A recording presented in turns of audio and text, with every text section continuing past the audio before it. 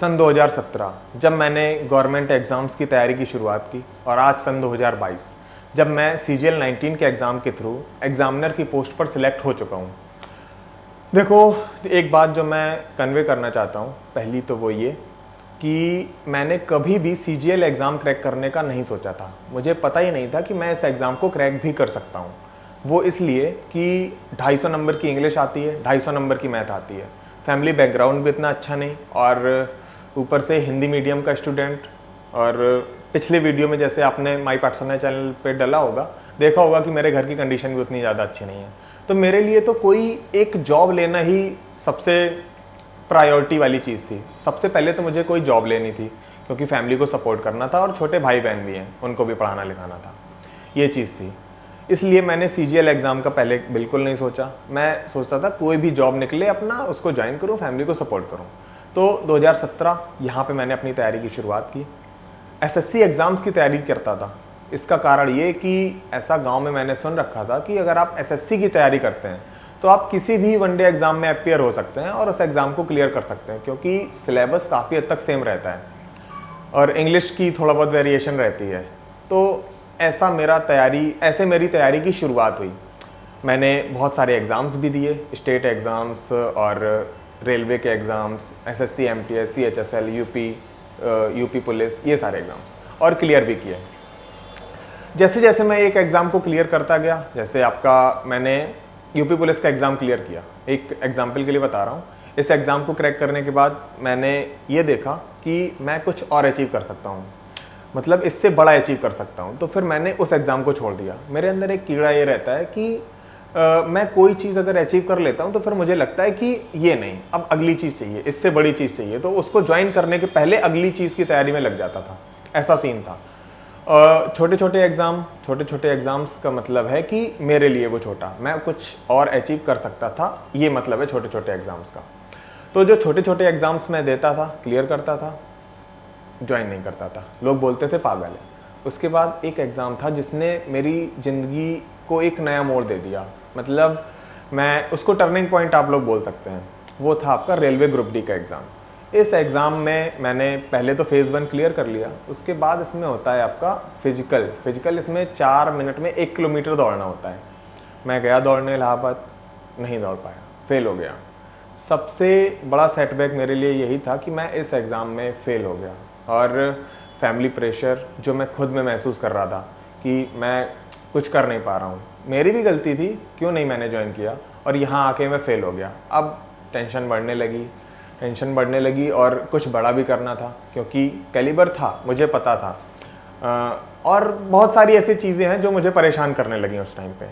तो फिर मैं माई पाठशाला में उज्जवल सर और जय सर के कांटेक्ट में पहले से था जब तैयारी की शुरुआत की थी, और मैं सर से कोई भी चीज़ अगर मुझे पूछनी होती थी, जो मुझे टेंशन होती थी, वो भी मैं शेयर करता था सर से, सिर्फ ये बता के कि मैं CGL एग्ज़ाम की तैयारी कर रहा हूँ। क्योंकि अगर मैं बोलता सर से कि मैं स्टेट एग्ज़ाम्स की तैयारी कर रहा हूँ या MTS CHSL की तैयारी करता हूँ, तो सर मेरे से बात भी करना पसंद नहीं करते, क्योंकि सर लोगों को भी ये पता था कि इस लड़के में पोटेंशियल है, कुछ अच्छा कर सकता है।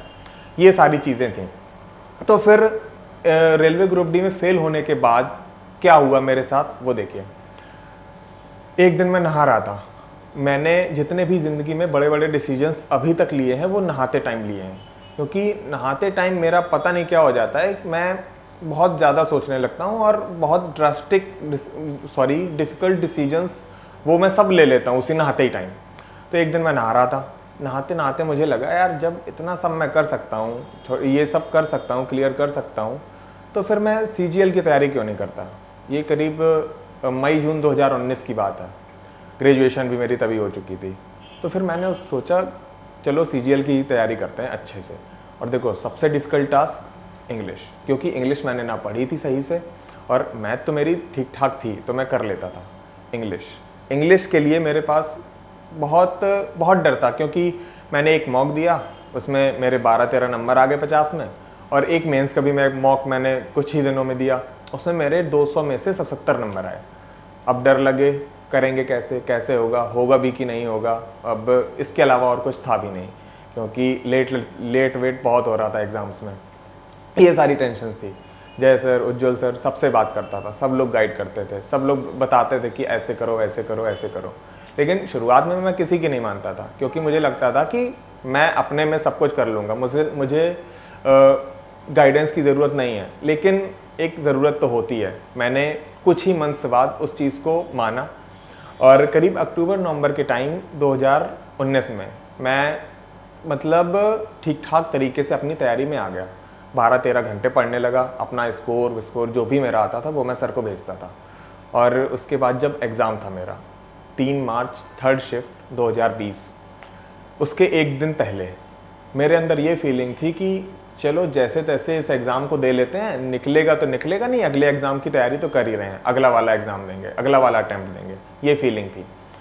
गया, डर इंग्लिश का ही था, दे दिया। 42 नंबर आए, रॉ स्कोर 165, 187 आ गया, पूरा नॉर्मलाइज्ड।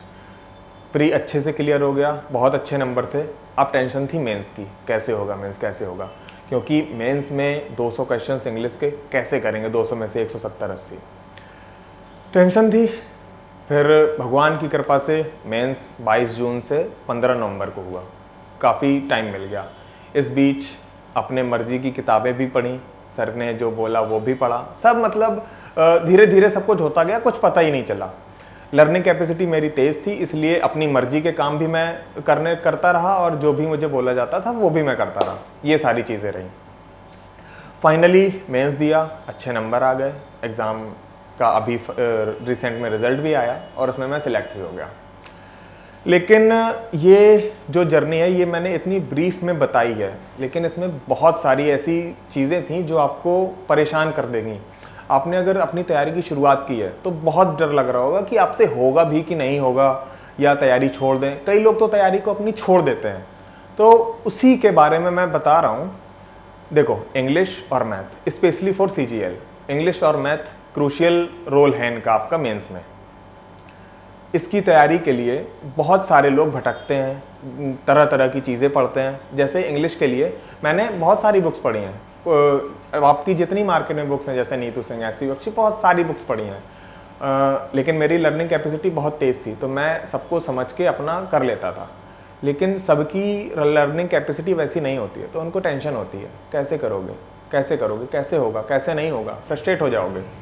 इसके लिए मेरे पास एक सॉल्यूशन है। सॉल्यूशन का मतलब मैंने खुद देखा है, मैंने खुद इस पे काम किया है, इसलिए आपको रिकमेंड भी कर रहा हूँ। ये 2 बुक्स इंग्लिश के लिए, specially for English, in 2 books को फॉलो करो। डेफिनेटली आपके 250 में से बहुत अच्छे नंबर आ जाएंगे कि आप सिलेक्शन की तरफ पहुँच जाओगे। और मैं देखो ऑलरेडी सिलेक्टेड हूँ, तो मैं इस चीज़ को बहुत अच्छे से समझता हूँ कि एग्ज़ाम के लिए क्या ज़रूरी है। बिल्कुल भी उल्टी सीधी चीज़ें नहीं पढ़नी है, सीधे इन 2 बुक्स को पढ़ो और अपना एग्ज़ाम दे के आओ, हो जाएगा। और दुनिया भर की चीज़ें पढ़ने की बिल्कुल भी ज़रूरत नहीं है। अब मैथ की बारी आती है। मैथ में इस टाइम पे जो SSC का सिनेरियो है वो कॉन्सेप्ट के नाम पे कुछ नहीं पूछती है। कॉन्सेप्ट आपके सबके क्लियर होंगे, लेकिन सबसे ज़्यादा दिक्कत कहाँ आती है? कैलकुलेशन में। कैलकुलेशन, क्योंकि 120 मिनट में आपको 100 क्वेश्चंस करने होते हैं। सबसे ज़्यादा टेंशन तो यही है कि 120 मिनट ही हैं और 100 क्वेश्चंस करने हैं, तो उन क्वेश्चंस को कैसे करें? आता तो सब कुछ है। उसके लिए अभिषेक का बैच है, अभिषेक यूट्यूब पे भी पढ़ा रहा है, तो उसको आप देखिए, कैलकुलेशन के उसके तरीके सीखिए। मैं खुद उसके साथ पर्सनली बैठता हूँ, देखता हूँ उसको। अब जो लड़का, जो भाई में मतलब जो 90 मिनट में पूरे 100 क्वेश्चंस मेंस के एग्ज़ाम में अटैम्प्ट कर देता है, वो आपको अगर आप लोग उससे सीखोगे तो कैसे भी करके 100-110 मिनट में तो पेपर अटैम्प्ट कर ही लोगे। जो बहुत डम है लड़का, मान लो वो 120 मिनट में तो 100 क्वेश्चंस अटेम्प्ट कर ही लेगा। तो इसके लिए मेरी बस आपके मैथ और इंग्लिश, इन 2 सेक्शंस के लिए ये मेरी एडवाइस है। आप लोगों को डेफिनेटली फॉलो करना चाहिए, क्योंकि being a Hindi medium student और कोई मेरा नॉलेज का स्तर भी उतना अच्छा नहीं था जब मैंने तैयारी की शुरुआत की थी, तो मैं इस चीज़ को समझता हूँ कि क्या आपको फॉलो करना चाहिए, क्योंकि मैं ज़मीन से उठ के आया हूँ और टॉप पोस्ट SSC CGL की टॉप पोस्ट पे सिलेक्टेड हूँ। तो मेरे हिसाब से तो आपको ये सब फॉलो करना चाहिए। बाकी आप लोगों की मर्जी है और एग्ज़ाम आपका डेफिनेटली क्लियर हो जाएगा।